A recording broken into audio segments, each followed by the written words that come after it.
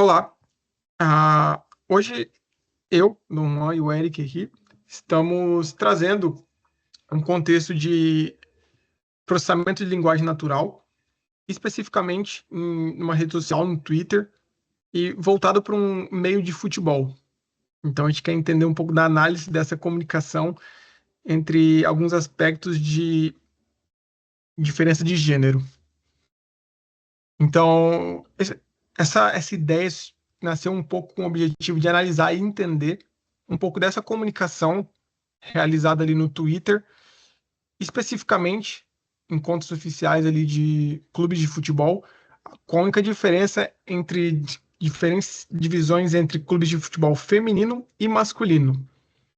Então, entender um pouco dessa perspectiva, se tinha alguma diferença clara, numa questão que, por mais que seja uma rede social um pouco mais informal ainda, se tratam de clubes institucionais, então tem uma certa formalidade, então entender um pouco como essa comunicação é feita nesse meio. A gente se baseou principalmente em dois principais artigos. O primeiro falava um pouco sobre essa diferença no discurso na televisão, dentro do futebol feminino, comparado com o masculino.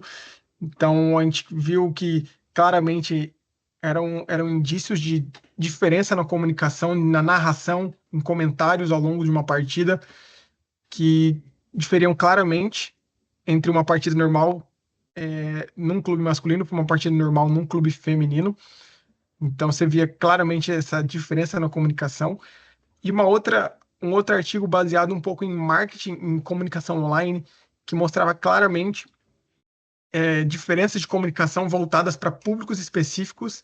Então, voltadas a públicos masculinos era um estilo de comunicação, voltadas para públicos femininos, então era outro tipo de comunicação, pensando especificamente no marketing e em vendas.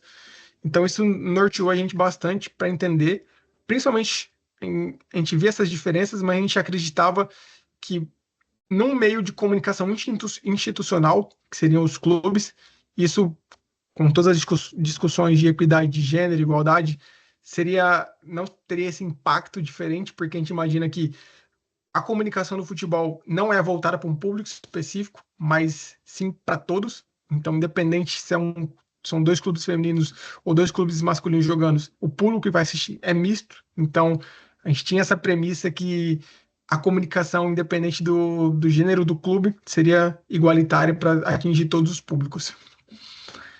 Então, a gente tentou classificar esses tweets em contas oficiais, das contas masculinas e femininas dos clubes da Premier League. E para isso a gente usou dois principais métodos de Bag of Words e uma regressão logística para tentar ajudar a gente nessa análise.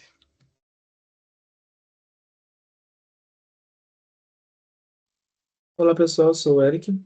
Quanto à questão dos dados, a gente coletou um dataset disponível no Kaggle, que continha tweets feitos por clubes de futebol inglês, tanto o feminino quanto o masculino. A gente acabou selecionando apenas 6 clubes, que eles continham tanto o time feminino quanto o masculino, e com isso, o nosso novo dataset, no total, ele ficou com cerca de 13.500 tweets femininos e 14.500 tweets masculinos. Para o pré-processamento desses dados, a gente fez ali uma normalização, remoções de menções, hashtags, links, também filtramos ali apenas para tweets oficiais, né? Então, tiramos ali os retweets, por exemplo, e também removemos algumas palavras que são enviesadas, né? Fizemos esse processo manualmente, então eu percebi ali que o modelo estava considerando bastante o nome de um jogador ou um estádio em que só um dos times joga ou coisa do tipo. A gente removia essa palavra para não enviesar a nossa análise e a gente conseguir se concentrar no que realmente é importante para a nossa análise. Com isso, a gente chega em alguns resultados bem interessantes, sendo que a nossa primeira surpresa foi a acurácia, assim, satisfatória do modelo, mesmo com a gente removendo esses nomes de jogadores e outros termos que são enviesados. Então a gente conseguiu ali uma acurácia de 74%, o que é um resultado razoável ali, sendo que é consideravelmente maior do que um modelo que chuta ali no acaso. Conseguimos ali um precision de 74%, tanto para o masculino quanto para o feminino, um recall de 75% para o masculino, 73% para o feminino, e um F1 score 75% para o masculino e 73% para o feminino.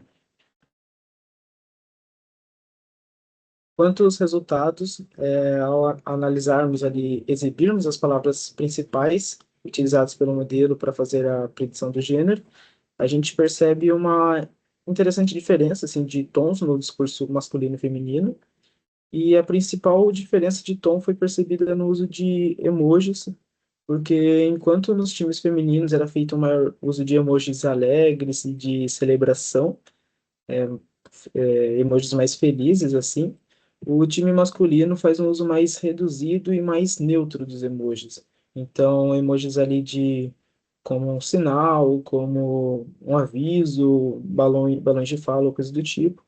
E é muito mais concentrado em fatos dos jogos, campeonatos e mais nos seus jogadores do que nos times femininos.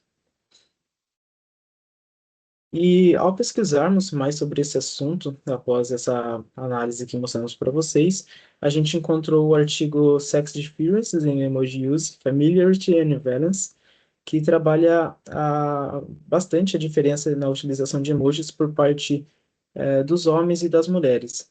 E é chegado nesse artigo na conclusão de que as mulheres possuem maior familiaridade e fazem mais uso de emojis nas suas conversas virtuais, o que pode se relacionar com os nossos resultados, pois pode haver ali uma tentativa por parte dos clubes de ter uma comunicação mais intensa e mais conectada com a sua base feminina, mais no time feminino do que no masculino. A esses resultados que a gente chegamos, esse foi o nosso projeto. Muito obrigado.